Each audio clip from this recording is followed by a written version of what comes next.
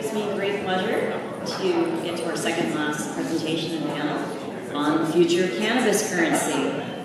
So basically we know that as the transition goes from the illicit market into the non-illicit market or into the legitimate and legalized market, traditionally it's involved cash and cash only, particularly if you're from the US with some of our friends. That obviously is not the way that we want to conduct business ongoing, so we need transparency in order to really cement its legitimacy.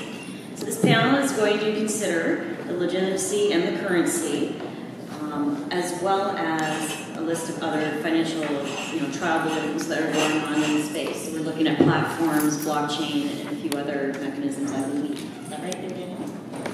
Okay, and so Daniel is going to take the lead here moderating the panel. He's the founder and CEO of Sensi Properties, and Sensi is Canada's first cannabis real estate investment company.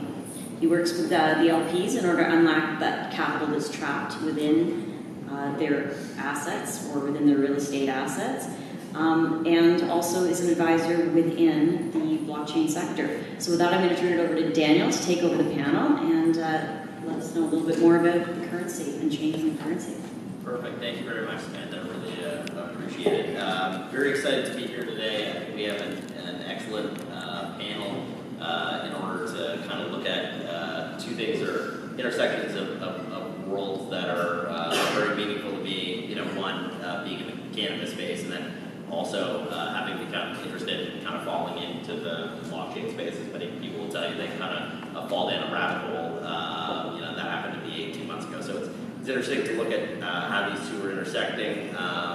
And so I'm just going to give a quick introduction to the panel, and then they'll give a short introduction of themselves, and then we'll kind of get into it. So firstly, on my right, we have Dan Reitzik, founder and CEO of DMG Blockchain. It's a vertically integrated, diversified blockchain company, which is heavily touching the cannabis space.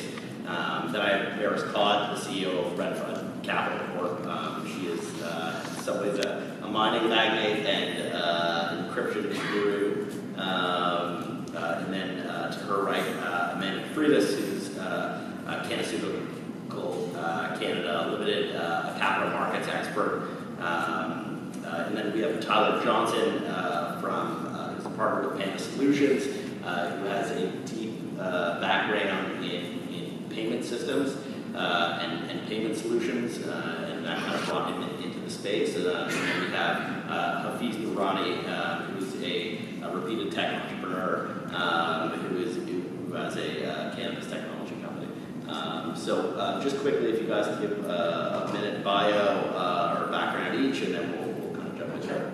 So I'm, as Daniel said, I'm Dan from DMG. DMG is a very diversified blockchain company. We have three areas that we focus on. One of them, we just launched the largest crypto mining facility in the country at 85 megawatts. And a lot of people say, well, that's kind of a challenging situation when Bitcoin and crypto is crashing so hard. Well, just like Daniel was saying, the two industries are very close. In fact, because we have so much power, enough to power the city of Kelowna, one of the licensed producers is actually purchasing property from us and a whole bunch of power since we own our own substation. So that's one area of DMG. The other area of DMG is data analytics and forensics. We work with the FBI, we work with Homeland Security. We have software platforms that basically scrape data and are able to decipher thefts and transactions on Bitcoin and Ethereum blockchains. But really, my passion is really what this industry is all about. And, Bitcoin was the first use of blockchain technology, but supply chain management is actually the perfect use of blockchain technology, and that's what I'll be talking about today. So we have a project codenamed Wasabi, which is a consortium of licensed producers, the federal government, provincial government, and Fortune 100 tech company to build one single global blockchain to manage cannabis.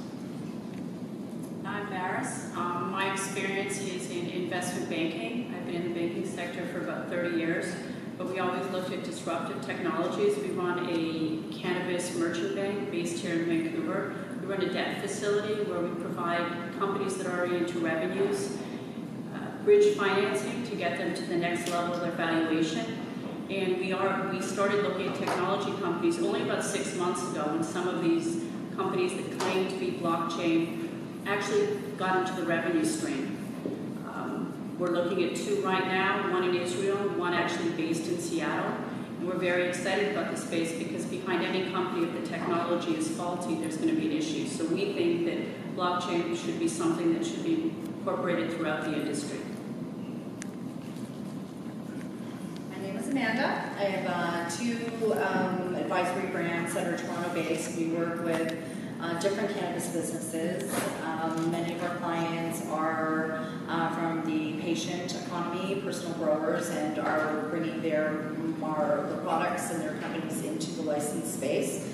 We assist them with their legal services and in their corporate development. They always need money, and so we sort of help to find them investors. And so I'm in the space. I come from 25 years of working as a law clerk in the financial services industry. I'm from paper transactions.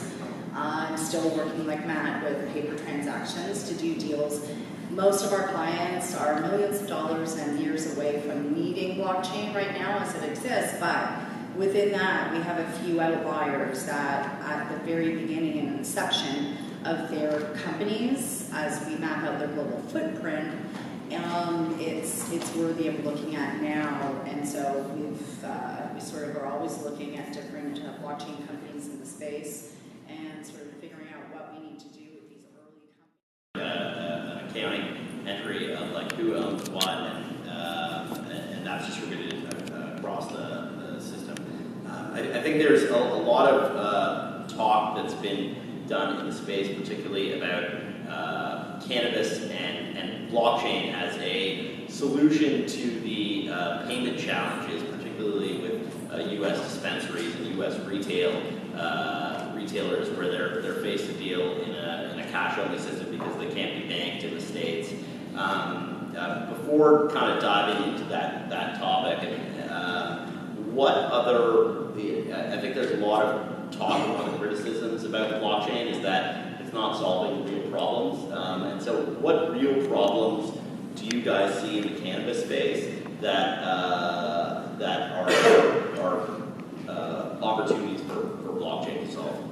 I'd like to answer that. We have a real case scenario. So the company that we're working with is part of the consortium to build this blockchain. About 2.5 years ago, one of the vice presidents of Walmart came into his office. He put a package of sliced mangoes on the boardroom table. He said, "Team, tell me where these came from." And it took them 6 days. So now that we've implemented a platform called Food Trust, which is Walmart's organic food platform, that takes that source of origin of the product comes down to seconds. What does this mean in the cannabis industry?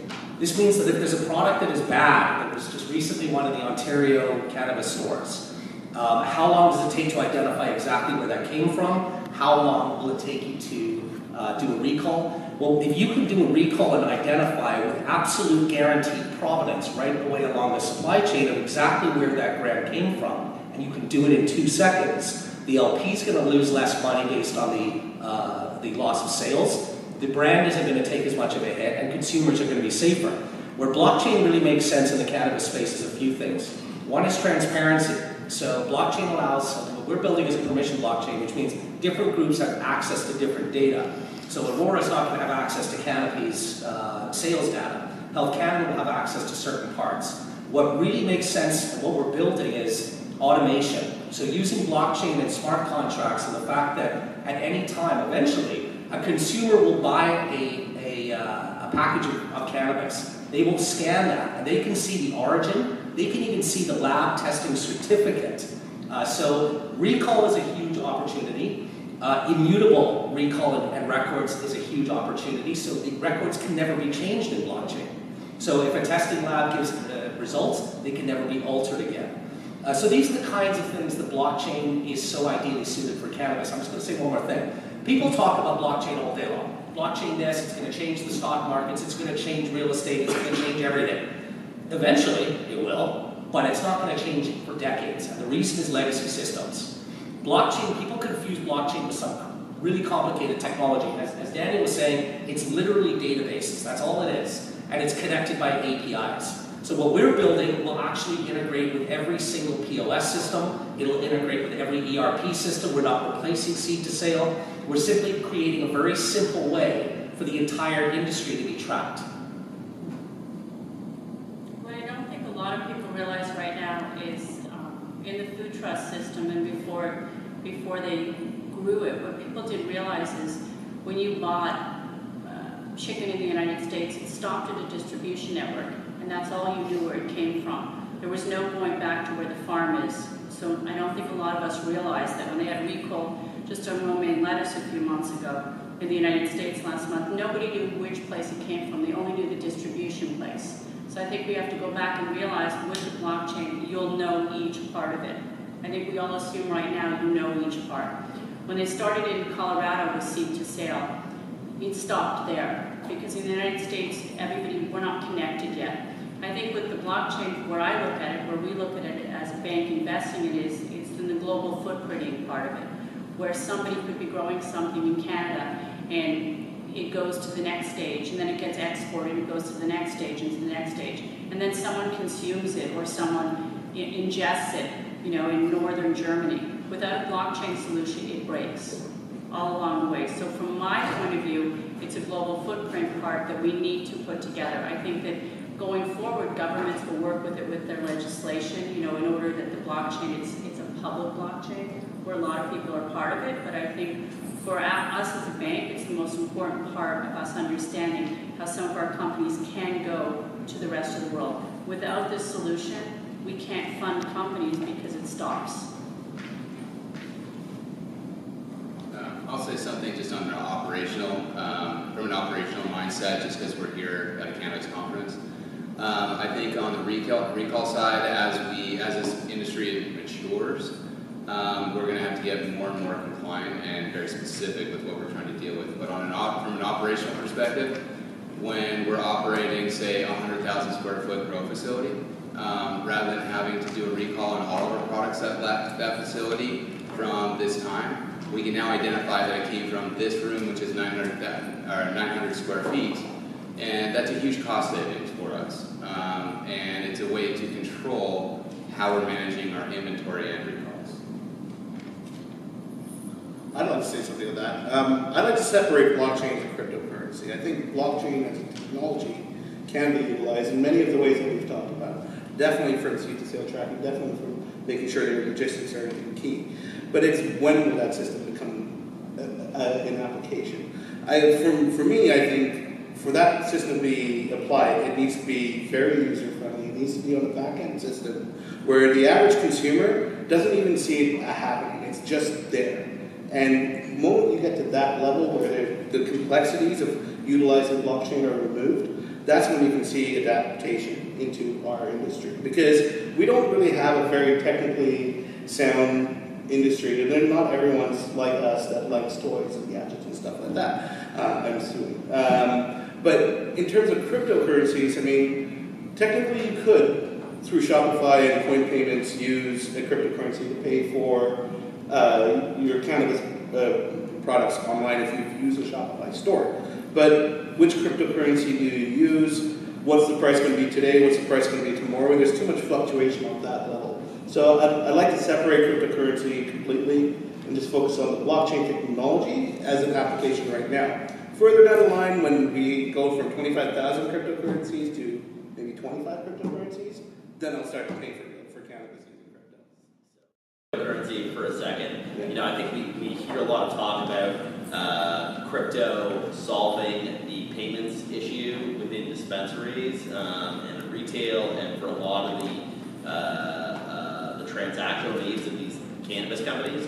A lot of the use cases that I hear, and I think one of the challenges with crypto at this early iteration of its life cycle is the friction with on-ramps, with getting cash into the system, and how many different layers you need to interact with to transact. So, a lot of the stories or solutions that I hear in the space are like, okay, we've got this cryptocurrency transaction system that we can use for a dispensary, and if you come in, you can have purchased Bitcoin at home, and then you can use it to then transact in Bitcoin in the store. But you know, when I think about that, that's like, okay, I had to have like bought cryptocurrency yesterday, have sat on it, maybe lost like 15% volatility in that time. Probably took an hour to do so in order to just go into a store and buy weed. Imagine which store is going to do that though. Like, Right. I mean, when you want to buy weed, you just want to go to the store, buy it, get out, and enjoy it.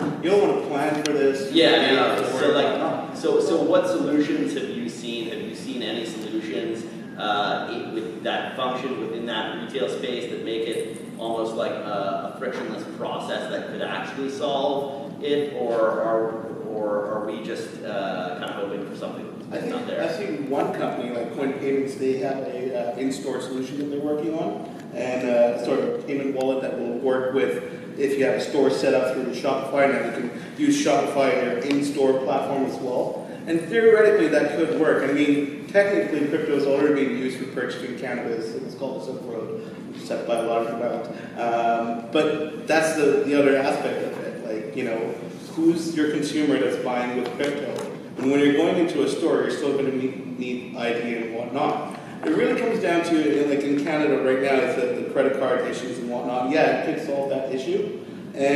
But for the average consumer, I think only maybe 15% of the cannabis community, if that, would be using cryptocurrency right now. Yeah.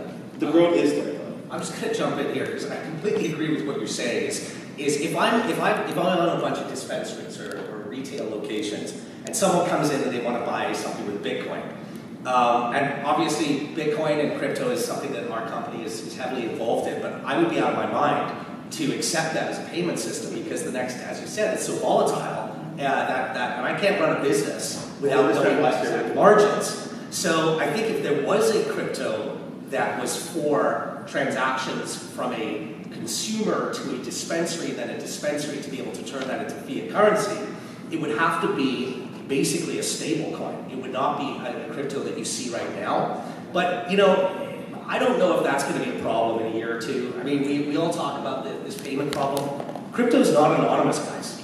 I mean, you know, our company, the Japanese government tasked our company with a $500 million hack, and the thieves in Japan put it through mixers and tumblers and all sorts of stuff. We know the 4 wallets that are holding the $500 million right now. Crypto is not anonymous. So if it's an anonymous situation, crypto's not going to help you. We have software tools that can demystify blockchains. Do you in a way just like add regulatory risk because as a cannabis company you're so scrutinized from a compliance perspective with that all of a sudden you're now transacting in Bitcoin? Are regulators going to look at you in a more negative light? Are you opening yourselves up to